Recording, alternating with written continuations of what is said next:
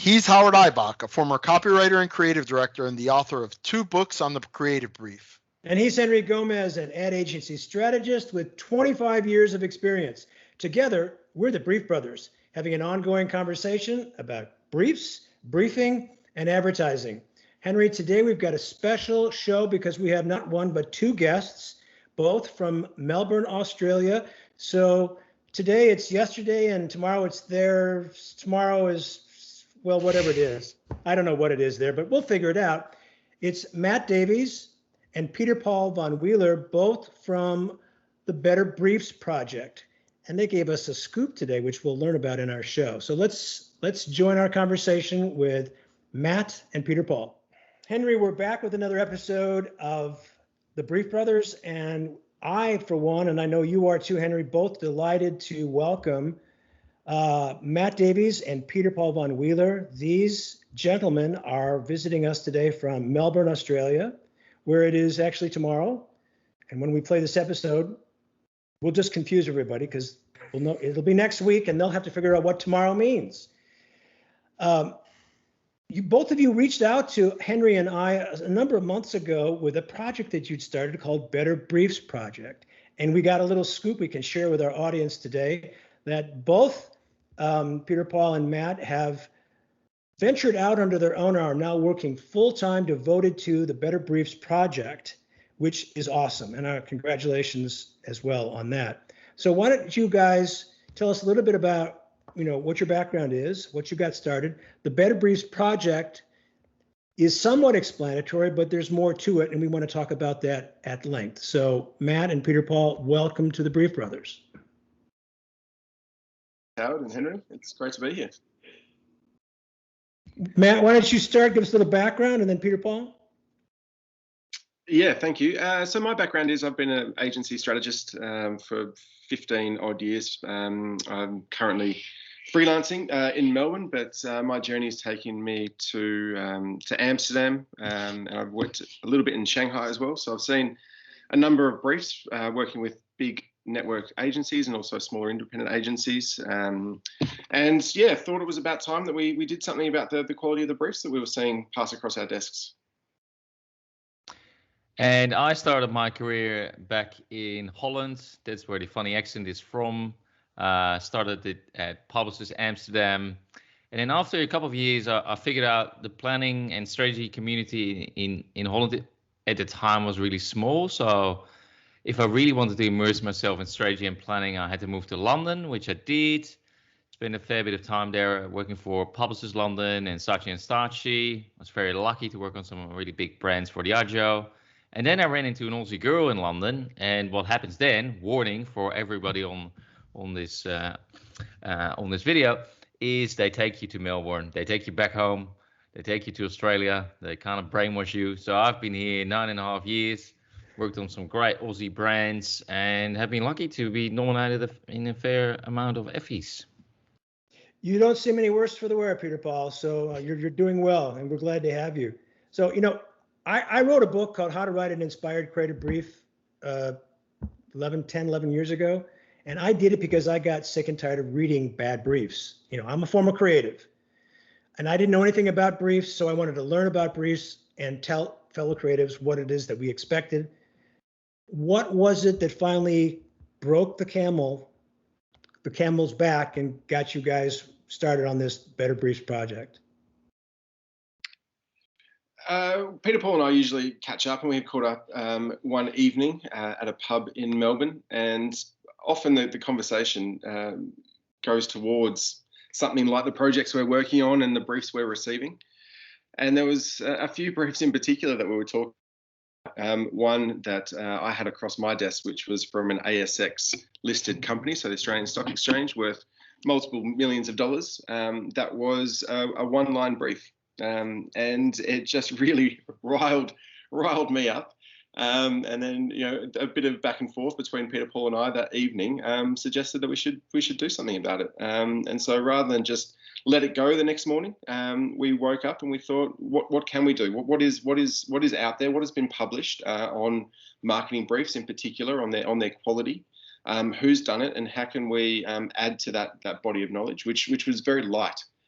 So we looked back at some studies that the IPA had done, that the ANA had done, and they were, many, many moons ago, with small sample sizes. So we thought, well, let's embark on a journey and see if we can't better the marketing briefs that we're getting.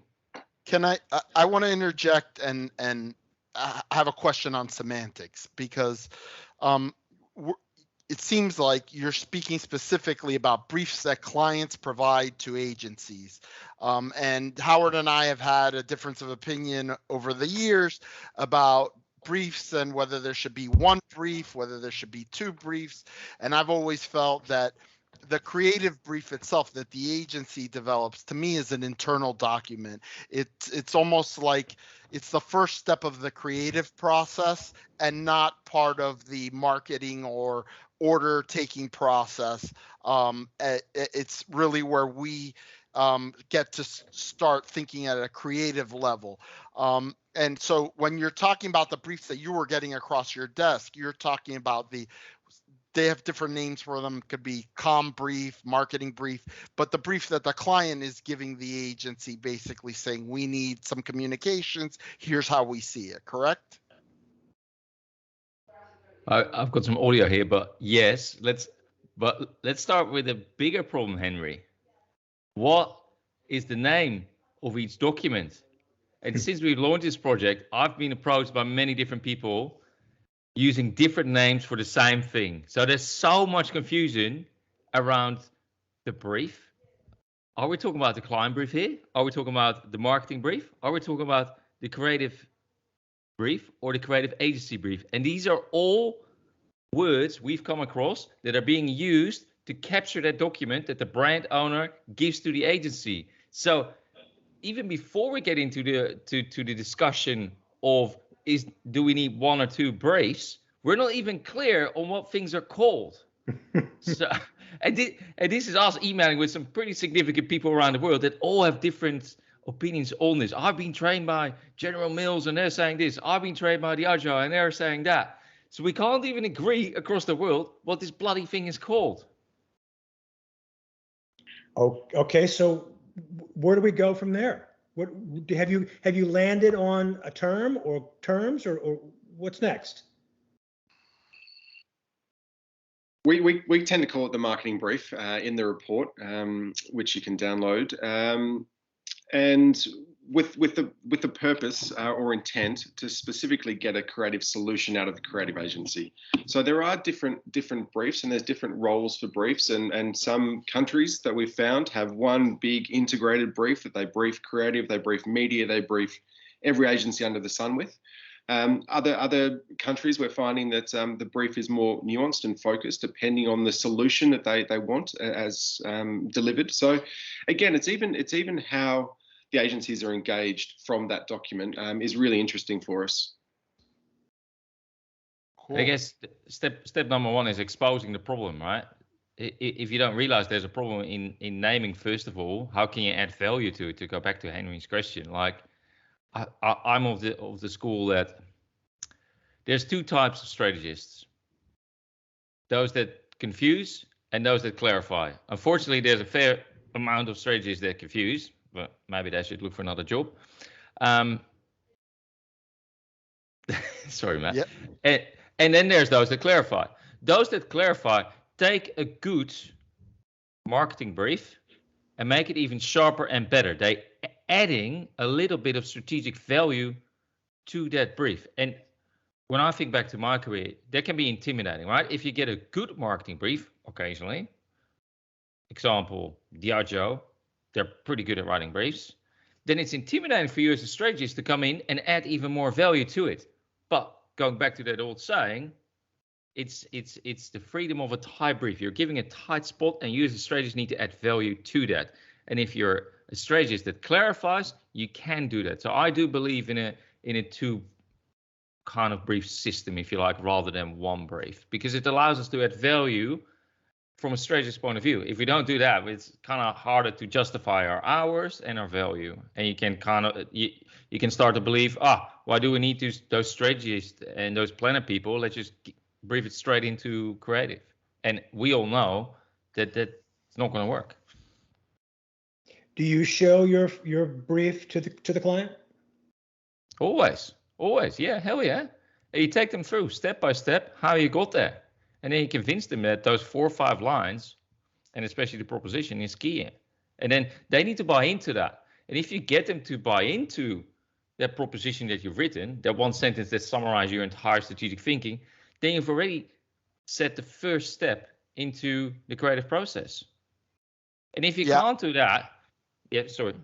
No, I was going to say I'm not dogmatic about whether it's right to share the creative brief with a client or not. I think it depends on the situation you have with your client. Some clients are prepared to have that discussion and can see things that are abstract and will give you enough rope to hang yourself. Others are they parse words. It's become the creative brief then becomes just a mimeograph copy of the marketing brief they gave you because it's a catch-all for. So what I would do then, and the shortcut that I have, is to do an agency version of the brief, and then whatever strategic thinking or summary almost becomes like the intro to the selling meeting, right? Like where now I'm going to sell you on the strategy and here's the work based on it. And it kind of avoids that situation. But I don't think that there's one set way to do it. I mean, I know how I prefer to do it is let me work on my end and then we're going to come and present you. But some clients do require that you present the creative brief to them and that they approve it. And I get that. And I've obviously worked in that scenario. You know, Matt, you mentioned something interesting about integrated briefs for like the media agencies, for the PR agency, and I think part of the issue, it's just part of an issue of advertising and communication today, is that in a lot of cases yesteryear, all of those things were housed in the one agency, right? Like now we're all these specialist agencies that there's a digital agency, there's a this agency, there's a that agency. And I think that's made this whole process. And before that single agency entity would be the one recommending like what the media would be. And now it seems like the creative agencies are just filling in the boxes on the media plan and say, oh, well, we need TV, rather than what media do we need for this particular assignment. So a lot of the strategic work has become atomized across various agencies and everybody's just kind of trying to feed at the same trough. And so which document do we use to judge the work then? So that's one of the data that we're sitting on that we haven't had a chance to analyze yet. There's so much data behind this.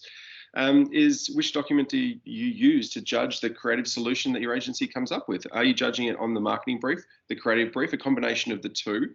And if they're not aligned, or if people internally are not, across the creative brief from a marketing organization perspective, how can they judge the work the same as the people on the front line who are across the creative brief and seeing that process all the way through? It becomes a real sticking point moment in not just the relationship between marketers and agencies, but effective work when it gets to market. So there is quite a few issues at that very moment. It's kind of why we were so interested in that side of the briefing process. So it's kind of sad, right? It's really sad. Marketing is not hard. Like we're not in space technology development or quantum leap theory. We're in the business of selling stuff. And in order to sell more stuff, or in order to stop people from doing negative behaviors, we need to shift something in their brain. We need to shift a certain attitude and make them feel better about certain things and worse about other things, competitor or behavior. That needs to be caught by a client in some kind of percentage way, which attitudes we want to shift. And that kind of thinking becomes the marketing strategy. But I would argue that even before this master brief that goes out, that thinking needs to be better. And that's one of the findings in our study. 78%. What is it again? 8 in 10 marketers don't. 8 in 10 marketing briefs lack clear strategy. So before we go into all of these agencies developing all of these ideas and making media choices, we need to get better input. And that's what our research exposures. We had a hunch that things were bad. We didn't realize or expect things to be so shit. Well, one of the statistics that just knocked me off my chair was the one that, and correct me if I don't have the number right, I think it was 60% of marketers admitted to using the creative process to figure out their strategy. Did I get that number right? That spot on, Howard. Absolutely. So how do you feel about that, looking back at your career? Well, it explains a lot. Yeah, absolutely. It explains a lot of the headaches that I experienced and why the creative review process was so painful. I started a job. I started a job as creative director near the end of my career for a major international brand. And on the first week of the job, I walked in. It was a major pitch. I'm sorry, not a pitch. It was a presentation. So the creative brief had been done before I even showed up. It was there. It was just, here's the brief. We're going to be flying out to New York next week. Let's look at the work. And I looked at the brief, and the single-minded proposition had 3 things in it. 3 things. And I said, is it just me, or did you all know that's what the client wanted? So, can we talk? It's too late. Okay. I'll see what we can do. I mean, that's just a minor thing. But yeah, it explains tons about why things are slowed down, why things take so much time, why we spin our wheels. It's frightening. So I think we should pause for a second, because you mentioned the study, but I don't know that we really talked about like what you guys set out to do and how you did it, and what's going on with your project. So if you could just elaborate a little bit on what you did, who participated, what countries, etc. All right. So after realizing there was hardly any quant research out there, we reached out to one of our friends called Flood & Partners, and they do a very different type of research. There's lots of research that's really shit because of the methodology, because people have too much time to rationalize their answers, or the methodology just doesn't tease out what people are truly feeling. So Flood & Partners, I've been working with them for a long time. They owed us a bit of a favor, so we said, you're gonna build this survey for us for free, and together we're gonna go out and get as many respondents as possible. The study itself, the methodology is much more visceral, so it's almost a gamified survey. It's about swiping left and right to really capture people's immediate emotional responses to the statements we put in front of them. They were instrumental in all of this because after our pub session, we were quite angry, and Vaughan Flood, the founder of the research company, he has installed neutrality in us from the beginning. So that's why you see when you download the report, it's presented in a really neutral way. The results are really shocking and didn't need any seasoning. We basically hassled everybody around the world that we could find, including yourselves, trade organizations, trade publications, LinkedIn networks, people of influence, and that's how we got to 1,700 respondents. Both the client side and the agency side, or just on the creative, like agency side? Well, we thought in the beginning, we're going to have a lot of agency folk fill this in. We're going to struggle to get marketeers into this, and we actually ended up with having more marketeers than agency filling this in. So we approached both sides to answer your question. Marketeers to 700 or a little bit over 700 people from agencies from 70 countries. Lots of people from the UK, lots of people from Australia, our home country here, and a fair few from the US. So we are able to look into those countries specifically. We haven't done that yet. Been a wild ride, but at some stage we'll have US specific results, which is going to be interesting because if we want to attract some attention, I was looking at the US, the size of the US market the other day. In 2019, we're talking about $214 billion. It's the largest advertising industry on the planet, 3 times larger than the second one, which is China. Now, one of our findings is that up to 1/3 of every marketing budget could be wasted, right? Due to poor briefs. 1/3 of $240 billion is $80 billion. That's what we're talking about, US alone. Seems like a big problem to me, but. Well, the good news is that I don't remember who it was. It was Wanamaker. Was it Wanamaker? John, which I think is John Wanamaker. Yeah. He was a famous retailer in the United States that famously decades and decades ago said, I know half my advertising budget is being wasted. I just don't know which half. So a third is actually good news for people who believe in that truism.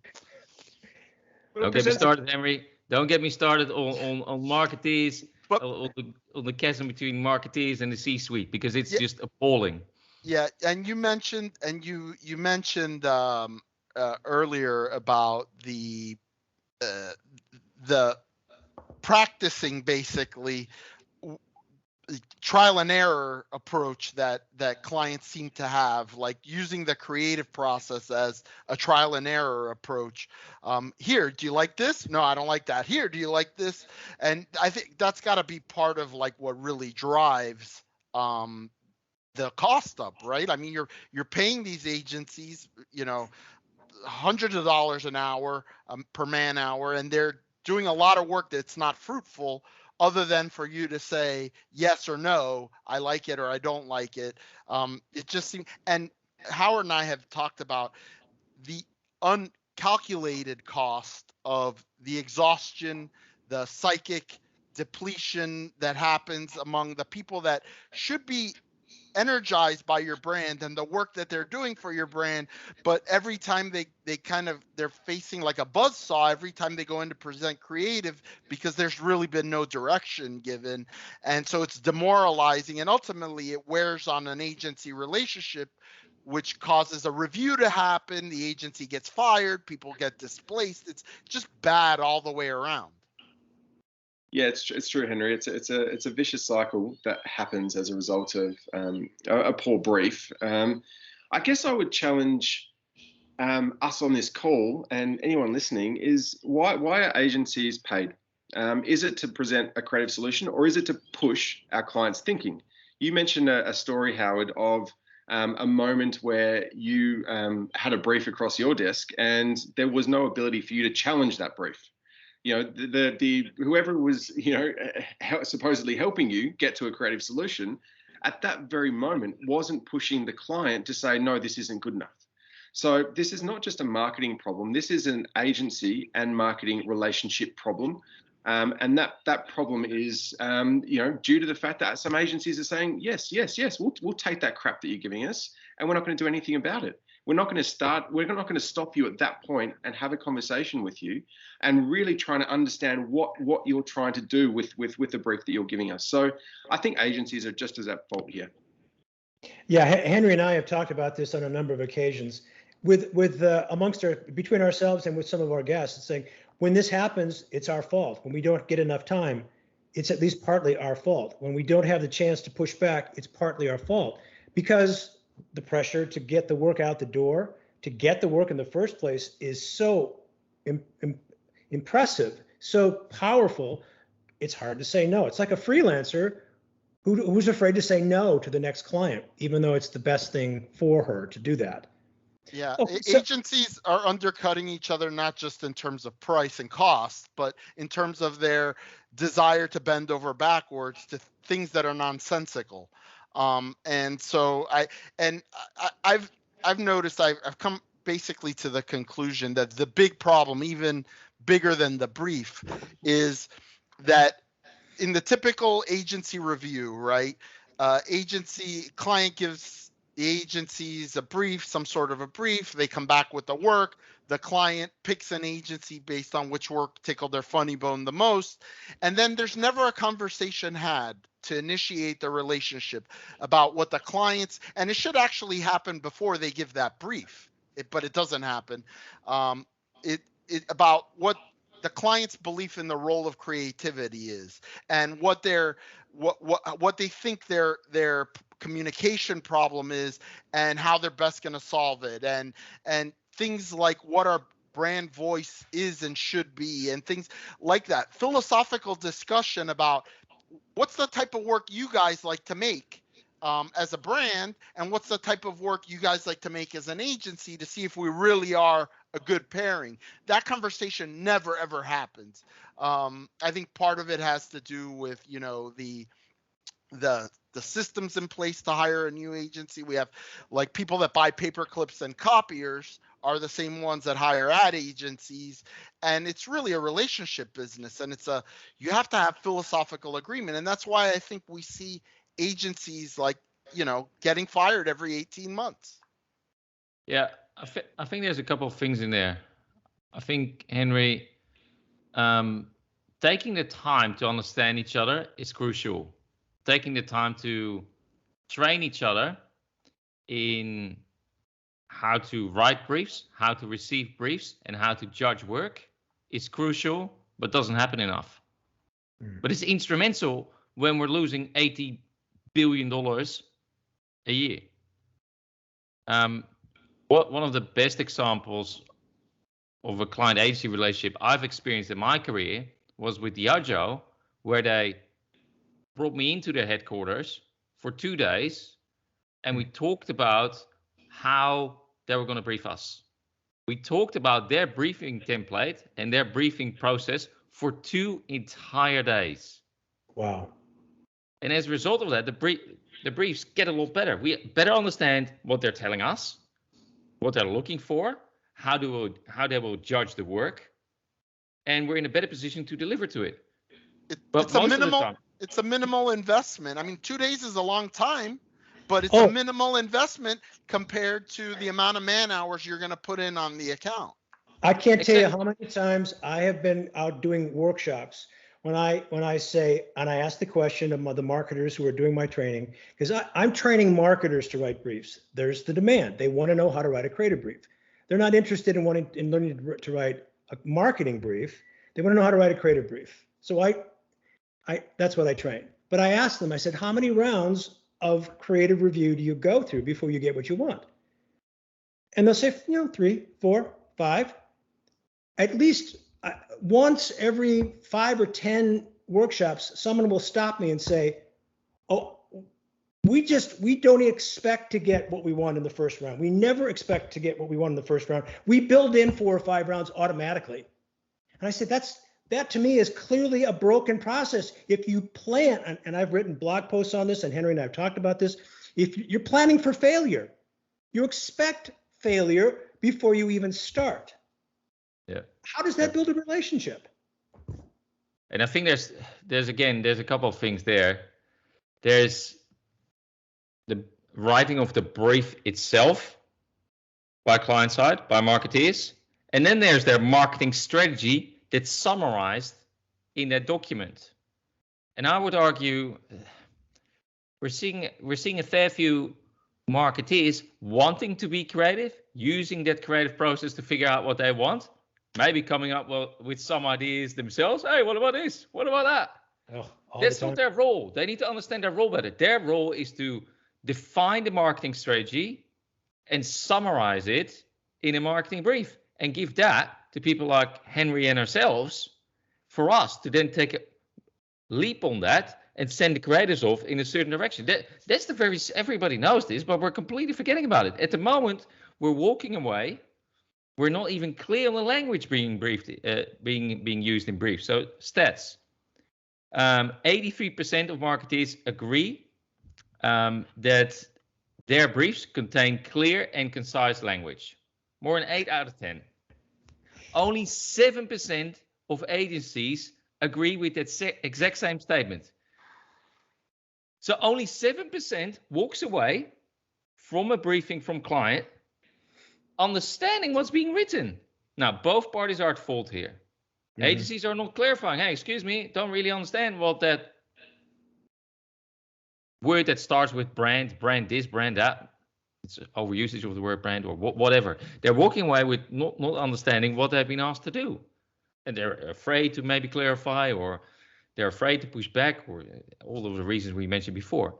And the marketeers, they're at fault too. They're not checking in after the briefing if everything is clear. And there was this great quote from the CMO from eBay from the UK. She says, a brief should never be a surprise. Absolutely. And there's a lot of truth in that, right? Take your agency along the journey. Invite them to your planning days, your strategic planning days. Maybe share a draft of the brief, what you're thinking. Get some feedback before you finalize it. And then afterwards, check in again. Yeah, Henry and I have talked about that at a great deal. Henry is really good at collaborating with his creative department. He never surprises the creatives with a brief. And, I think most creatives and planners agree that that's the way to go. I don't know what the percentages of collaboration is in agencies. I don't know what it is among marketers. But you know what? We're clearly preaching to each other here. We're on board on what the problems are and what the challenges are, and you've got hard numbers now to back up what you're saying. What's next? What are some steps that we can do just to start changing this? Download the report, and then share it with your client, share it with the agency, and then schedule a meeting next week and say, let's talk about this. This isn't us, right? This isn't us, but let's just take some time to talk about how the briefing documents and the briefing process is going. Yeah. So it's interesting because I have two clients right now that are on the opposite ends of the spectrum with regard to this. One client, we recently won the business, and I knew right away going in that philosophically they were exciting because they kind of saw the world the way that we saw it, and we won the business because our creative basically reflected a similar vision to theirs. And it's been a phenomenal honeymoon so far. Everything is great, and there's that. And then I have another client that is, a client that's been at the agency a long time, and it's a big institutional client, and the briefs end up suffering from a lot of the things that I'm sure that a lot of the agencies complained about in your study. But the bright spot, the interesting thing, was a new marketing person at the client acknowledged in a meeting, we had a face-to-face meeting, said, we're not good at writing briefs, and we need to get better, and we need to train our people to write good briefs. So it's interesting because I have those two perspectives, and I think that one of the reasons, and you mentioned the size of the U.S. market, I don't know if this is true in other countries. I get the impression that in the UK, for example, everything regarding marketing and marketing communications is a little more professional. It's a little bit more studied. It's a little bit more, there's more tradition. In the US, we have a lot of brands that have people in marketing roles that don't have marketing backgrounds. We have people that come from product development or from sales or from the field or from all these different, because these corporations are mammoth, right? And then they have an internal opening and they're like, well, I took a couple of marketing courses in college, and, and so now you have a lot of these brand managers and marketing executives, especially at the lower and mid-level, the ones that are seeing and approving work on a day-to-day basis, right? Not the CMOs, but like the people in the trenches that don't really have a background in marketing, and therefore they don't have the vocabulary, they don't have the ability to express what they want, to see the brand and what it needs, and to be able to add their own bit to that. So that's the way that I see it as a problem, at least for this big market that you mentioned, $300+ billion, right? There are some fundamentals that don't necessarily change between markets, is what we're finding. There is a lot that is different and nuanced, but stuff like, are people getting trained in briefs? Are the right people signing off briefs? Is there enough structure around the briefing process? They're all big holes and gaps in every market that we're seeing. So it's not just a problem of the US or Australia, and the UK is by no means a gold standard from what we're seeing from this report. Yes, there are some shining stars, but the majority are still falling into those same traps. And I guess it's also an opportunity for us as strategists and planners to help those marketeers in charge do their job a little bit better. It's not possible in every relationship, but in some relationships you can get in there. You can make them a star.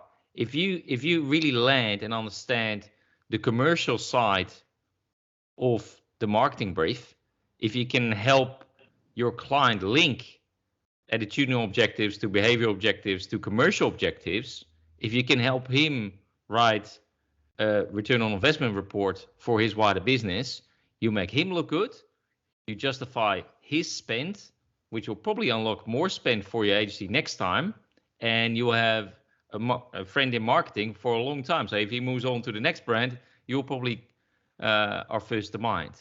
So I like to add to that this is stuff you can measure in dollars, time, dollars. It's a little harder to measure it in terms of morale because that's harder to quantify, but it does have a huge impact on morale. If you're spending 2 days, as you were describing, learning the briefing process, that's so much more time not spent spinning your wheels later, redoing the work, because you got it right the first time. And think about it, right? How many people does it take? Probably the account lead and probably the senior planner, maybe the junior planner, to go through that training with the right people from the client side. Right. Whereas as soon as the brief hits the agency and goes into the creative department, you've got 1 or 2 teams involved. You've got production involved, multiple account managers. So all of a sudden, time spent starts to explode. It's interesting that you mentioned Diageo as the example, and I think it's not a coincidence that a spirits brand, right? Like I've mentioned to Howard on the podcast before. You have distilled spirits are all about brand, right? You could have a Scotch whiskey and compare it to another 12-year-old blended. They're both 12-year-old blended. And you know that they're good whiskeys. The difference is the branding. What's this brand about? So I think that companies like Diageo that I've worked with in the past, they have a better understanding of the role of brand and the role of advertising in their business, where some other brands their core competency might be in manufacturing or in research and development or in sales, and they don't see brand as being of primary importance. But if you're selling brown alcoholic water, you got to figure out pretty quick like what your brand is about, because it's really the only thing that distinguishes you from the next brown alcoholic water. Yeah, exactly. And the same with burgers, especially in your market as well. There's obviously a lot of thinking around brand that goes into that category where you guys are. But you're right. In some companies, marketing is at the bottom of the food chain because they don't understand it. They're product first, which is a great starting point. At least you're creating something that people might want. But yeah, it is seen as a cost rather than an investment in the business. So you gave us this little scoop at the beginning of our show here, saying that you have now out on your own. Well, Matt, you were a freelancer before, and Pieter-Paul, you've now recently taken the leap, and you are now working full time for BetterBriefs.com. What's this all like? Well, how do you feel about this? Where do you want to go with this? What are some of your plans? Talk to us about with this huge, great opportunity that you've created for yourself. I guess we want to do 2 things. So clearly there's a massive issue in the world that our research is trying to address. So we want to do more of that. We want to make some of that knowledge freely available to all. So go to betterbriefs.com, get the report, and get the conversation going. We want to continue that research. One of the things we're doing is a lot of people have asked us for solutions, so that's the next step. We're going to be working with both sides of the line here, with marketeers and with agencies. How can we make this better? And then there's a couple of commercial products, because we do need to eat. So there's brief writing training, but a little bit different than how you do it, because it's research based. And then there is what else is there?